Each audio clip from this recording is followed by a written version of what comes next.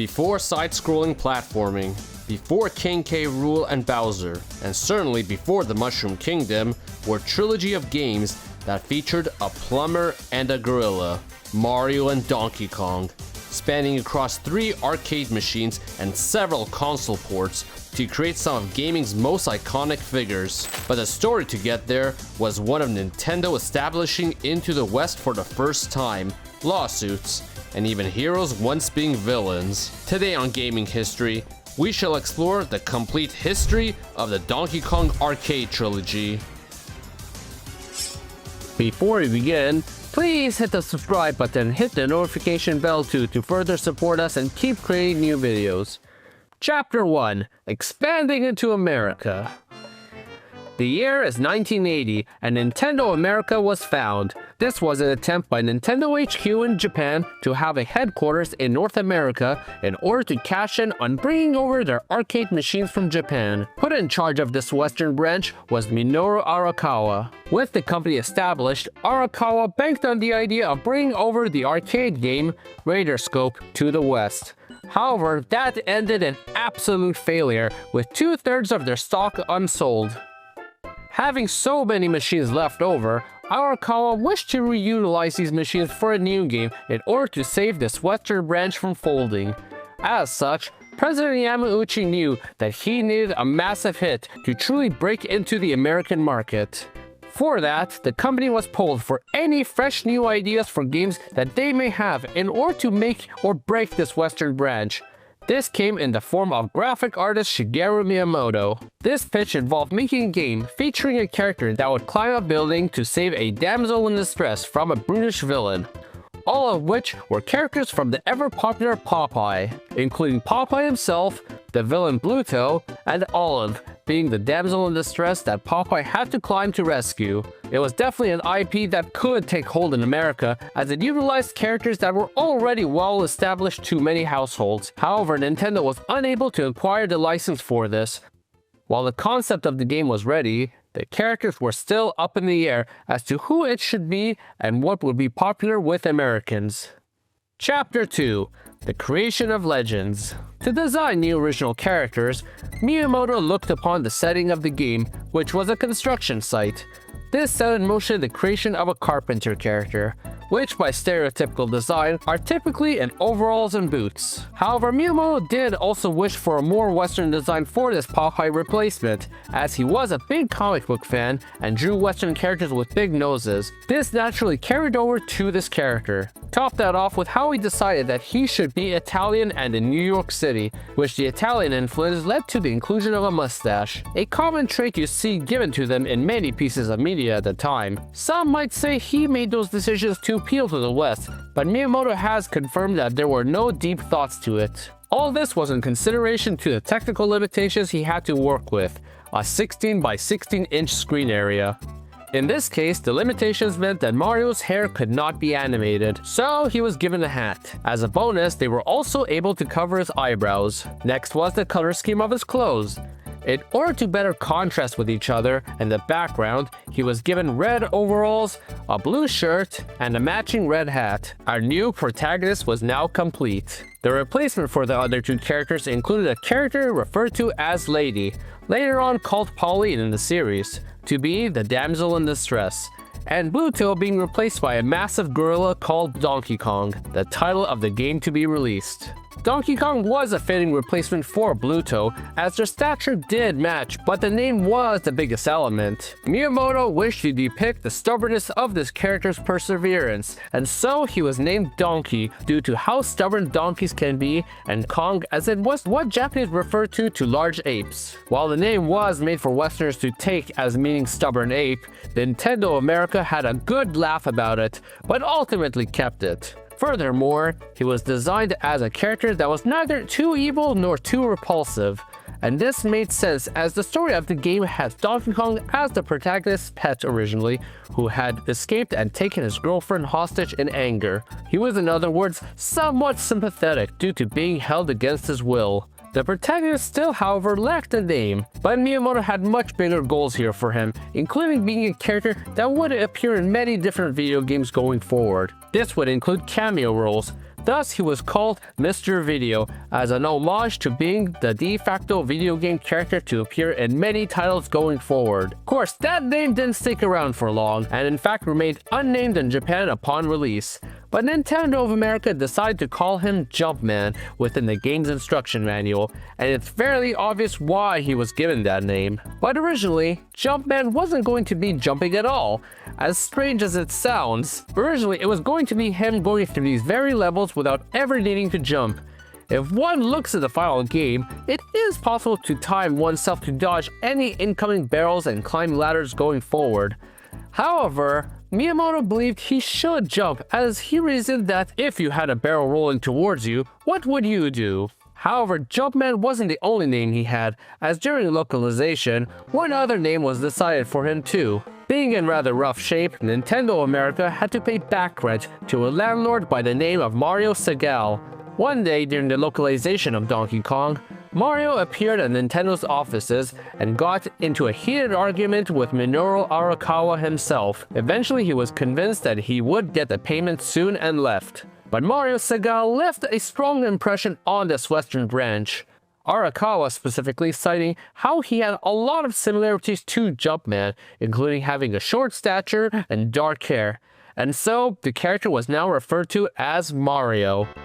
While the instructions referred to him as Jumpman, sales brochures called him Little Mario. The game also now had an official story too, rolling with Lady being Mario's girlfriend, and Donkey Kong, rather than simply being an arch nemesis, was rather designed as Mario's pet who had escaped and taken his girlfriend as hostage in all his rage. Legality aside of ape ownership in the city of New York, this was considered a deeper story for that era of gaming, as stories were basically non-existent up to that point. And so Donkey Kong released in 1981 with critical and commercial acclaim, with its introduction within 2 Seattle bars and then the rest of the nation, selling roughly 132,000 arcade machines and even receiving many ports to consoles including the ColecoVision, Atari 2600, Intellivision, and so much more.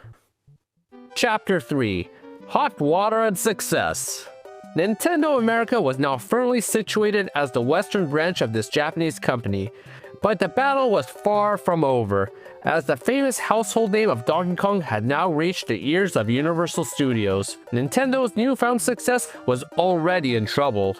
Universal Studios claimed that Nintendo was infringing upon the rights to the property King Kong. To fight this claim, Nintendo hired lawyer John Kirby. John Kirby was not only able to prove that Nintendo was not in violation of a copyright breach due to King Kong being public domain, but that Universal had made that same argument in 1975 when they sued RKO Pictures to prove that the plot of King Kong is public domain. This was a grand victory for Nintendo of America, whereby Universal was forced to pay Nintendo $1.8 million in legal fees. John Kirby was also given $30,000 and a boat named Donkey Kong as a reward. And so, with the success of Donkey Kong and the characters including Mario being a household name at that time, it was obvious that Nintendo had to cash in on a sequel to this game. With where Donkey Kong ended, Donkey Kong was defeated and Mario's girlfriend was rescued. A happy ending. Or was it? With a request for a new Donkey Kong game, Miyamoto this time wished to have the player be Donkey Kong himself. But one major problem: he was too large. So based on the ending of the previous game, Miyamoto decided that Mario was to take back Donkey Kong as his pet and fully cage him up with what appears to be a second Mario. Or maybe that's just an early Luigi who used to dress exactly like Mario, never specified. However, this was all set up so that the player would be Donkey Kong's son, Donkey Kong Jr., who had to rescue his father. Mario, after being a hero, was now officially a villain who set up various deadly traps in order to keep Donkey Kong locked up. Top that off with Mario now even having a whip in order to send his deadly circus animals to fend off Jr. while keeping Sr. in place. The very character who was once called a hero had fallen. You either die a hero, or you live long enough to see yourself become the villain. And literally at the end of the game, where when Donkey Kong is rescued, Mario falls, being persistent. He even tries to rush after the two of them with his whip, only to get kicked back by Donkey Kong to run away for good. That was the last appearance of the two characters together for some time, as both of them started to head into their own direction. Chapter 4: Separate Roads. At this point, both Donkey Kong and Mario were well-known names to the public, and this time they each would get their own separate games. I mean, it kinda made sense with both of them going their separate ways on their last encounter. For Mario, his new game featured him back in the hero chair and was going to be taking place underground instead of on a construction site. Here he would be trying to clear out various pests and villains from the sewage system of New York City. Because of this setting, Miyamoto this time decided to change him from a carpenter to a plumber instead. This time, however, Mario was accompanied by his brother called Luigi. While I did mention it is possible the second Mario in Donkey Kong Jr. was him, that fact was never confirmed, but this here is his first official appearance now as a second player option. In addition, Mario didn't appear to have a major wardrobe change. The art style around him was starting to appear more rounded and cartoonier than ever, along with his brother who looked exactly like him but in green. The name of the game naturally was Mario Brothers. One new ability Mario had this time was that regardless of how high he jumped, Mario would not get hurt, unlike his first appearance that could kill him. This was a suggestion made by co-developer Gunpei Yokoi, and Miyamoto agreed on the idea that Mario simply could be superhuman in this case. Super being a word that might find meaning down the road. The game was soon released in 1983, and initially it was considered a modest success, but eventually did grow into being a highly successful game in the arcade scene. Many in fact took it as the third game in the Donkey Kong series due to its original protagonist being there. But that was not the case at all, as Donkey Kong was getting his third game soon too. But like Mario, Donkey Kong went from victim to villain in his third outing, Donkey Kong 3. This time, however, Donkey Kong had broken into a greenhouse, initially after escaping Mario in this case, and was going straight up bananas. Being back in the villain chair, the protagonist this time was the greenhouse keeper, Stanley, who using a sprayer fought to chase out Donkey Kong from his greenhouse. One can always argue that Mario was busy in the sewers at the time, thus Stanley stepped in. But while it was the sequel to two successful arcade games, Donkey Kong's days were clearly dying down as this game took a steep hit in sales, a complete contrast to Mario's success with his own game. The story of both Mario and Donkey Kong's beginnings, while intertwined, was one that took time to modestly cement themselves as their own characters. Mario being once a hero carpenter to a straight-up villain, only to mend his ways to living a simpler life as a plumber with his brother. Donkey Kong, who fought tooth and nail to gain his freedom from his former master. And eventually, both spawned into their own solid franchises, continuing to this date with characters that keep evolving. Donkey Kong eventually became old and renamed as Cranky Kong, only to pass his name to his grandson, who carried on the brand onto a new series of highly acclaimed platformers called Donkey Kong Country. Meanwhile, Mario went through numerous design changes, gaining a plethora of abilities, and later becoming a legend and a hero of a kingdom far, far away through revolutionary jumps in the platforming genre. And even after all this time, both Mario and Donkey Kong do tremendously well commercially and critically with all the entries that they still receive to date.